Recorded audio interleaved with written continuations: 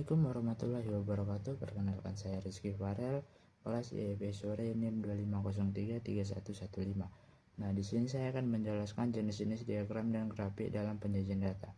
Nah, pertama, pengertian diagram. Apa sih diagram itu? Diagram merupakan representasi visual terstruktur dari sekumpulan data numerik maupun kategorikal yang diolah dalam lembar kerja, atau yang bisa kita sebut juga dengan worksheet, dengan tujuan menyederhanakan interpretasi data kompleks melalui elemen grafis seperti sumbu, batang, garis, area, dan simbol. Nah, baik. Selanjutnya kita masuk ke yang pertama. Nah, yang pertama itu ada bar chart atau yang biasa kita sebut diagram batang. Nah, bar chart atau diagram batang adalah metode visualisasi data kuantitatif yang mempresentasikan nilai data menggunakan batang persegi panjang dengan panjang atau tinggi yang proporsional terhadap nilai numerik. Diagram ini digunakan untuk menganalisis, membandingkan, dan mengevaluasi perbedaan antar kategori data diskrit. Nah, ada pula prinsip dasar bar chart. Yang pertama, setiap kategori dipresentasikan oleh satu barang. Yang kedua, skala sumbu harus konsisten dan dimulai dari 0 untuk menghindari distorsi visual. Yang ketiga, lebar batang seragam, jarak antar batang sama panjang dengan nilai data. Nah, ada pula jenis-jenis bar chart. Yang pertama, simple bar chart. Yang kedua, ada group atau cluster. Yang ketiga, ada stack bar chart. Dan yang terakhir, ada horizontal bar chart. Baik, kita masuk yang kedua. Nah, yang kedua itu ada line chart atau diagram garis. Line chart atau diagram garis adalah jenis diagram yang menyajikan data dalam bentuk titik-titik yang dihubungkan oleh garis. Digunakan untuk menunjukkan perubahan atau tren data secara berkelanjutan dari waktu ke waktu. Diagram ini sangat efektif untuk analisis tren pola, kenaikan, penurunan, dan fluktuasi data. Nah, prinsip-prinsip line chart yaitu yang pertama ada data bersifat kontinu atau berurutan. Yang kedua, kemiringan garis menunjukkan arah dan kecepatan perubahan. Nah, jenis-jenis line chart yaitu ada simple line chart, multiple line chart, stack line chart, dan yang terakhir ada step line chart. Oke, baik, kita masuk yang ketiga. Nah, yang ketiga itu ada pie chart atau diagram lingkaran. Nah, pie chart adalah jenis diagram yang digunakan untuk menampilkan perbandingan proporsi atau presentasi dari suatu data terhadap keseluruhan, yaitu 100%, dalam bentuk lingkaran yang terbagi menjadi beberapa irisan. Nah, prinsip-prinsip pie chart yaitu data berbentuk proporsi atau presentasi, sudut lingkaran sebanding dengan nilai data, dan yang terakhir sudut lingkaran sebanding dengan nilai data. Nah, ada pula fungsi pie chart yaitu menunjukkan komposisi data. Yang kedua, mempermudah perbandingan proposisi. Yang ketiga, menyajikan data secara visual dan numerik. Dan yang terakhir, membantu pengambilan keputusan. Baik, kita masuk yang keempat. Nah, yang keempat itu ada histogram. Histogram adalah diagram batang yang digunakan untuk menyajikan distribusi data menarik berdasarkan interval kelas. Histogram menunjukkan frekuensi data dalam setiap interval.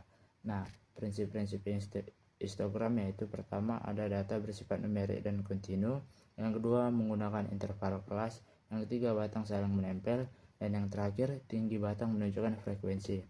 Ada pula fungsi-fungsi histogram yaitu yang pertama menampilkan distribusi data, yang kedua mengetahui pola data, yang ketiga membantu analisis statistik, dan yang terakhir menyederhanakan data besar. Baik, kita masuk yang kelima. Nah, yang kelima itu ada scatter plot. Scatter plot adalah diagram yang digunakan untuk menunjukkan hubungan atau korelasi antar dua variabel numerik. Data ditampilkan dalam bentuk titik-titik pada bintang koordinat. Prinsip scatter plot yaitu pertama menggunakan dua variabel numerik. Yang kedua, setiap titik mewakili satu data. Yang ketiga, tidak menggunakan interval kelas. Yang keempat, pola sebaran menunjukkan hubungan data. Dan yang terakhir, skala sumbu harus konsisten. Nah, ada pula fungsi scatter plot yaitu yang pertama mengetahui hubungan antar variabel. Yang kedua, menentukan jenis korelasi. Yang ketiga, mendeteksi outlier atau data menyimpang. Yang keempat, menganalisis tren data. Dan yang terakhir, dasar analisis regresasi. Nah, masuk yang terakhir, yaitu yang keenam, yaitu ada box plot. Boxplot adalah diagram statistik yang digunakan untuk menampilkan sebaran data numerik berdasarkan 5 ringkasan 5 number summary, yaitu nilai minimum kuartil di bawah Q1, median Q2, kuartil atas Q3, dan maksimum. Nah, prinsip boxplot yaitu adalah 1. Data bersifat numerik.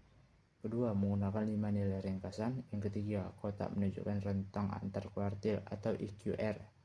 Yang keempat, garis atau whisker menunjukkan jangkauan data. Dan yang terakhir, menampilkan outlier.